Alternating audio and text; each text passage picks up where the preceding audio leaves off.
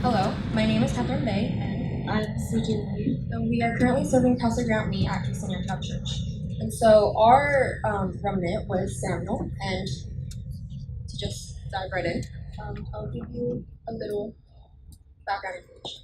So Israel's history was a series of cycles moving in a downward spiral. So Israel would sin against God, and so God will allow them to be conquered and oppressed by the enemies. Israel would eventually see the errors of their ways and repent, so God will raise up and deliver up a judge from among Israel who would defeat this enemy and bring about an era of peace. Part 1 of 1 Samuel is also an example of also an example of the cycle. The section shows the corruption of the priests at Shiloh at the tabernacle, Eli and his two sons. If you see 1 Samuel 2:12, the two sons were described as Eliud, which you may know means worthless or wicked. And they are also said to not know the Lord. They use their authority as priests to extort from the people and their sacrifice that were brought before them for sacrifice. And they also committed immoral acts with the woman at the tabernacle.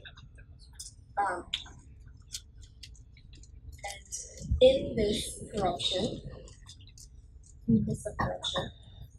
there is a woman, Hannah, who prays to God for a son that she promises to give to the Lord for all the days of his life as a Nazarite.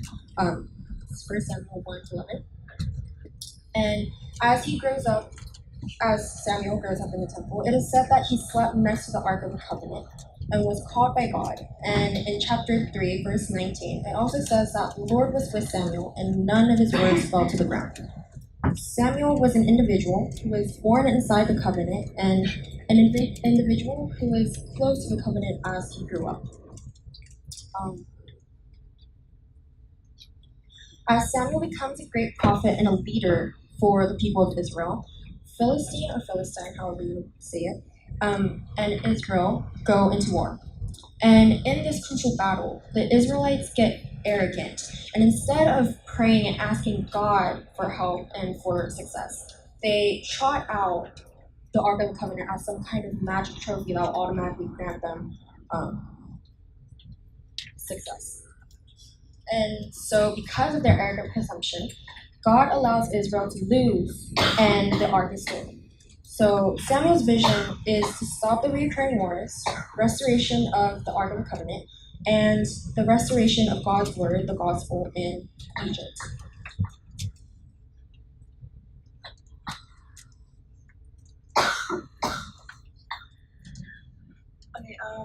Samuel, growing up in Israel, sees how corrupt it is and wishes to turn them back to God. The Dept movement was the start of Samuel's dream for Israel, and is where he had the Israelites confess that they had sinned against the Lord. Samuel had realized that the only way for Israel to defeat the Philistines was for them to fully commit themselves back to God. The Philistines had planned an attack against the Israelites, and Samuel gave a burnt offering to God and cried out to him on Israel's behalf, and to which God answered, letting the Israelites retaliate and went against the Philistines. Samuel, seeking to have Israelites fully devoted to God, places a stone he named Ebenezer between Mizpah and Shen as a symbol of the Lord helping the Israelites to victory, to remind them that it was only through God's power and through him that they were able to win.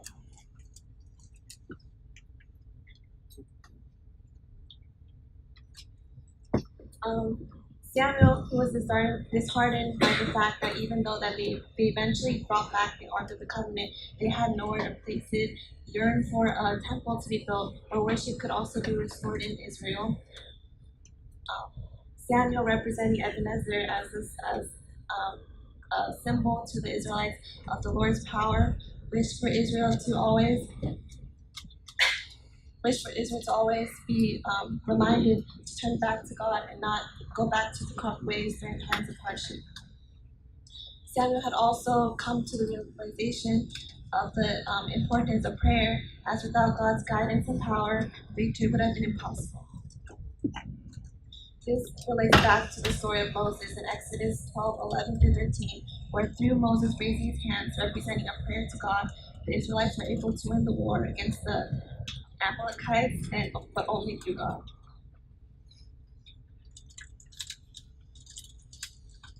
For his practice, Samuel served as Israel's leader until the end of his days, and during this time continuously prayed to God for Israel, knowing that through God anything was possible.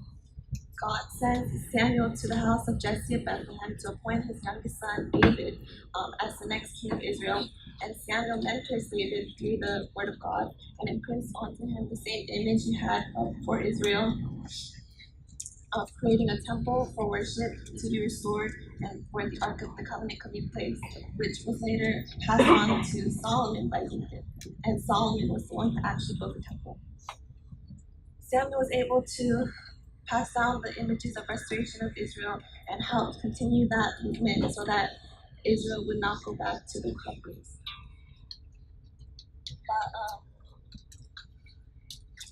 Through researching and learning more about Samuel's CVDIP, it was imprinted onto me like the meaning of evangelism, because Samuel's dream was the restoration of worship in Israel, and that made me really reflect on the world around me and how the world is really corrupt today, especially like in my field, which is school currently. And Samuel continuously prayed for Israel, knowing for Israel for healing to take place through God. And I realized that prayer really is the only answer to healing in the world, and that I must always trust in God and use Him as an evangelist.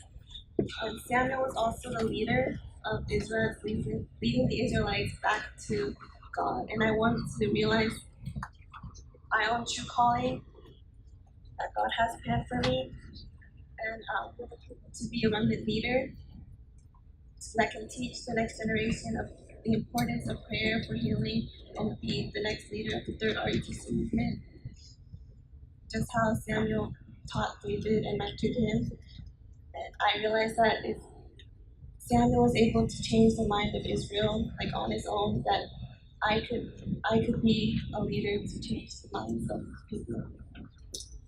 So as for me, I during this research time, and with the first and second lectures that we received at RCA this year, Dulong's 목사님, so Pastor Yu, he in the title part he said nobody, no way, and nowhere, and so that really kind of hit hard to me because like Jeff said before, he is in the military, and it is a place where nobody has gone to, and it's a place that no remnant or no like Tarakbang movement, like in the Kumsonggyode, Pastor Yu said that he's been able to go into many fields, but he was kind of sad, I guess, in a way, that he couldn't formally go into the military, and he couldn't like